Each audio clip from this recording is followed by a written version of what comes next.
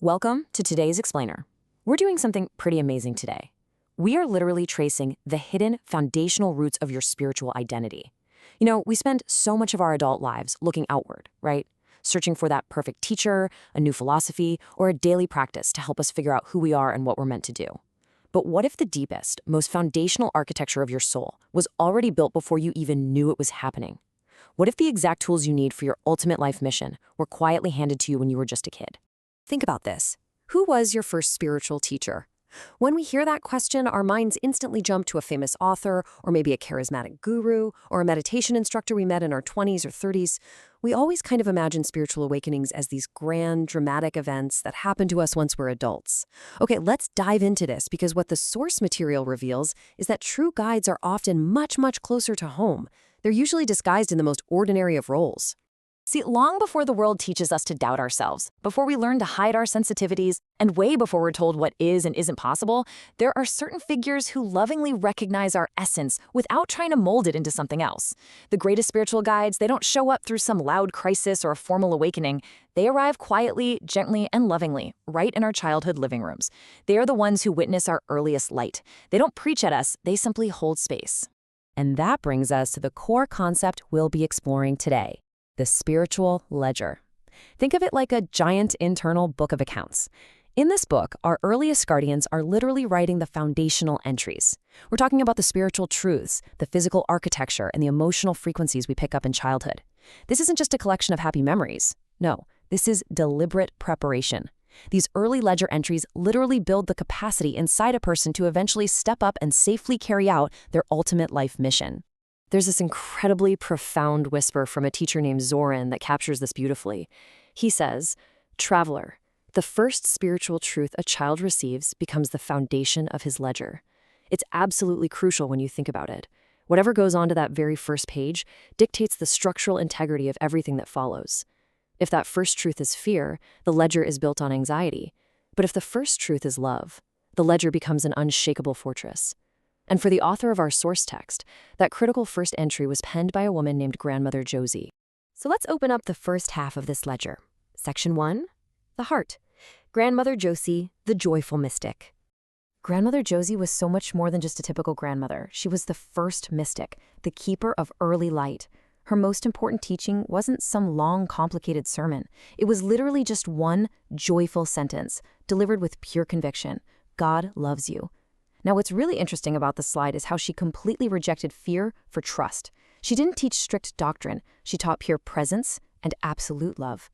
For a kid, feeling that level of spiritual certainty instantly writes a permanent entry of safety right into their ledger. And Josie didn't just stumble into this warmth by accident. She carried an incredible spiritual lineage. In a wild historical twist, her mother was actually friends with Mary Baker Eddy, the founder of Christian Science. This meant Josie grew up in this field of total metaphysical openness. She embodied the essence that healing is natural.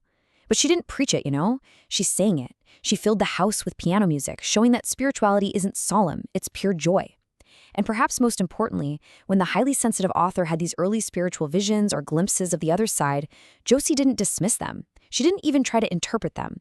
She just held a totally safe, joyful space and witnessed them. Which anchors perfectly into another powerful teaching from Zoran.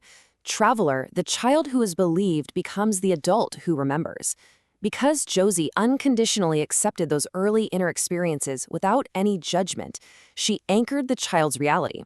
By believing the child's inner world then, she basically guaranteed that the adult wouldn't forget their true cosmic identity later on. But mysticism isn't always floating in the clouds, right? Sometimes it looks wonderfully ordinary. Josie grounded her spiritual teachings in everyday, relatable stuff. Every winter, she'd come back from the Palm Desert with pine nuts, fresh dates, and little treasures. Even a clunky, passed-down family juicer became this great symbol of continuity. These weren't just snacks or kitchen gadgets. They were tangible expressions of intangible love. They taught generosity and family warmth, proving that divine presence is just as easily found in a fresh date as it is in a prayer. And this brilliantly illustrates the balance you absolutely need to build a complete soul. On one side, we have Grandmother Josie, the emotional catalyst who threw open the door to the spirit with pure joy. But raw spiritual energy needs a vessel, otherwise it's just going to shatter the person carrying it. So on the other side, we have the counterbalance, the father. He provided the physical container through consistency and daily practice. You literally need both the yin and the yang to fulfill a life mission. That takes us directly into the second half of the ledger. Section 2, the spine. The father, the quiet architect. If Josie was the joyful mystic, the father was this quiet, steady architect, a reliable guy whose frequency shaped the body long before his ultimate purpose was clear. His methods were totally different from Josie's, and honestly, pretty genius. Like, get this. When the author was in 6th grade, the father hands over this basic brown folder. Inside are little drawings of physical exercises he claimed were just standard routines from the Air Force. So the kids practiced them every single day for years. Decades later, the truth finally comes out. These were not military stretches, no way. They were actually ancient yoga postures. The father had secretly studied with a yoga teacher back in the 60s. He disguised this profound spiritual transmission as a basic workout, just to avoid any teenage pushback. A true hidden mystic.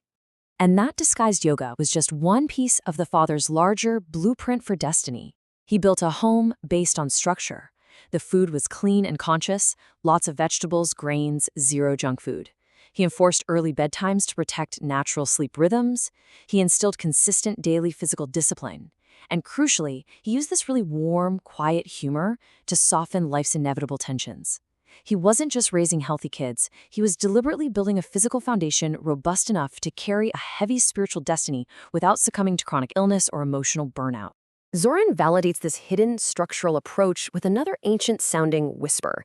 Traveler, the father is the spine of the ledger. He gives the child the strength to walk his destiny. I mean, without a spine, the whole body collapses. Without the father's rigorous, steady discipline, all that incredible emotional and spiritual openness from the grandmother just wouldn't have had any grounding. Which brings us to the culmination of this whole exploration. Section 3, the complete foundation. Let's move to and see how this builds step by step, because these two highly contrasting figures were actually perfectly paired. First, Josie acts as the emotional catalyst. She throws open the door to the spirit, teaching that God is love, and that the inner world is a safe, joyful place. Second, the father acts as the physical architect. He builds the bodily strength and the rhythm you actually need to carry that immense spiritual energy out in the real world.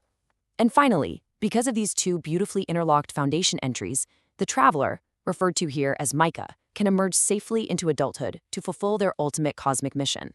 The emotional door was opened and the physical vessel was fortified. It's like a giant, perfectly completed puzzle. So as we wrap up this explainer, I really want to turn this concept back over to you. Take a second and look at your own life, your own foundations. Who were the quiet architects and the hidden mystics in your early days? Who believed in your inner world before you even knew how to articulate it, and who gave you the structure to survive it? Who wrote the early entries in your ledger? It's a pretty profound question to sit with today.